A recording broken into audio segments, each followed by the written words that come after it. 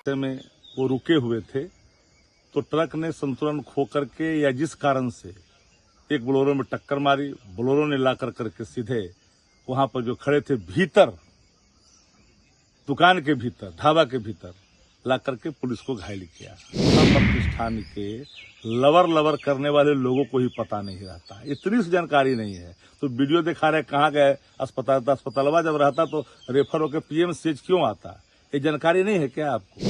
कल देर रात तेजस्वी यादव का कारकेट एक्सीडेंट हुआ, उसमें कई पुलिसकर्मी घायल भी हुए। पहले सुबह आज जनता दल यूनाइटेड की तरफ से यह जवाब दिया गया कि तेजस्वी यादव जिस अस्पताल की बात कर रहे थे उसी अस्पताल में इलाज करवाने के लिए अपने जो सुरक्षा कर्मी है उसको वहां पर ले गए, जिसके बाद उन्होंने बताया कि एक्सीडेंट किसने किया और पुलिस प्रशासन ने उसे पकड़ भी लिया। लेकिन देखिए, अब एक्सीडेंट पर सियासत शुरू हो गया है। राष्ट्रीय जनता दल ने भी जवाब दे दिया है।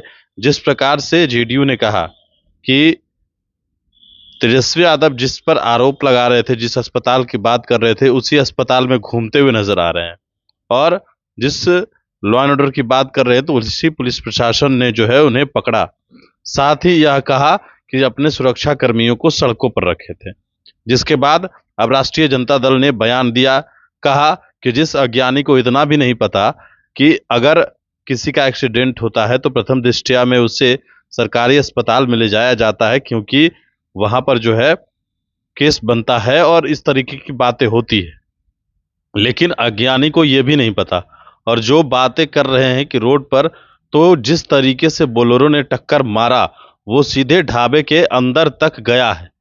और यह बात कर रहे हैं जनता दल यूनाइटेड के नेताओं को इतना भी पता नहीं है कि किस तरीके से आगे की कार्रवाई होती है, और ये बात कर रहे हैं एक्सीडेंट पर भी राजनीति कर रहे हैं। सीधा जवाब दिया है राष्ट्रीय जनता दल ने। क्या कुछ कह रहे हैं शक्ति सिंह यादव, वो आप सुनिए। प्रतिपक्ष आदरणीय तेजस्वी जी की काफिला लंबी दूरी तय कर करके गुजर रहा था। रास्ते में वो रुके हुए थे तो ट्रक ने संतुलन खो करके या जिस कारण से एक बोलेरो में टक्कर मारी। बोलेरो ने ला करके सीधे वहां पर जो खड़े थे भीतर, दुकान के भीतर, ढाबा के भीतर ला करके पुलिस को घायल किया। अब उसको तो प्रथम इलाज होगा अस्पताल सरकारी में, इसलिए कि वहां रिपोर्टिंग करनी पड़ती है, पुलिस को खबर करनी पड़ती है। एक चीज की जानकारी सत्ता प्रतिष्ठान के लवर करने वाले लोगों को ही पता नहीं रहता, इतनी सी जानकारी नहीं है। तो वीडियो दिखा रहे कहाँ गए अस्पताल, अस्पतालवा जब रहता तो रेफर होकर पीएमसीएच क्यों आता, ये जानकारी नहीं है क्या आपको? ये जानकारी है कि नहीं है? अब पीएमसीएच जब आया तो वहां स्थितियों का आकलन किया गया। अरे भाई, एक्सीडेंट पे राजनीति भी करते हो। बिहार में न जाने कितने एक्सीडेंट लोग होते हैं सरकार की नाकामियों के कारण, उस पर भी कभी अपने बयान तो देते नहीं है। और जिन लोगों को सोशल स्टेटस 0 सनाता है उसको Z+ दे करके घुमा रहे हो ना, वो कौन लोग हैं भाई? उनका डीएनए क्या है, उनका क्या स्टैंडर्ड है भाई? अपने दम पर एगो वार्ड चुनाव जीतने का औकात नहीं है। अब वो व्यक्ति भी तुलनात्मक अध्ययन करता है, अपने को कंपेरिजन लाके खड़ा करता है।